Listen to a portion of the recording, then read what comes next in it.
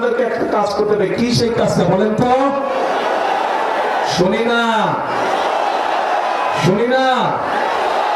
Yes, 12 তারিখে ধানের শীষকে জয়যুক্ত করতে হবে। এই 24 জন দাঁড়ান তো, ওখানে দাঁড়ান, 24 জন দাঁড়ান।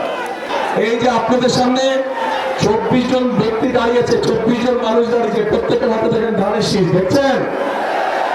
চেনেন এই 24 জনকে?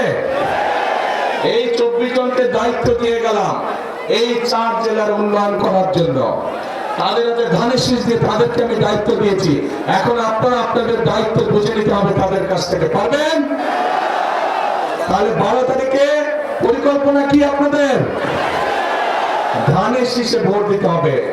বসের নেতৃবৃন্দ, এরা সবাই আছে ধানের শীষের লোক। এদেরকে জিতিয়ে আনতে পারলে আমরা ওই কাজগুলো সব করতে পারবো। জিতিয়ে আনতে পারলে আমরা ওই কাজগুলো সব করতে পারবো। কিন্তু এদেরকে জিতাতে হলে আপনাদেরকে এগিয়ে আসতে হবে। আপনারা এগিয়ে আসলে ধানের শীষ জিতবে। আপনারা এগিয়ে আসলে ধানের শীষের পরিকল্পনাগুলো সব জনগণের জন্য বাস্তবায়িত হবে, দেশের মানুষের জন্য বাস্তবায়িত হবে।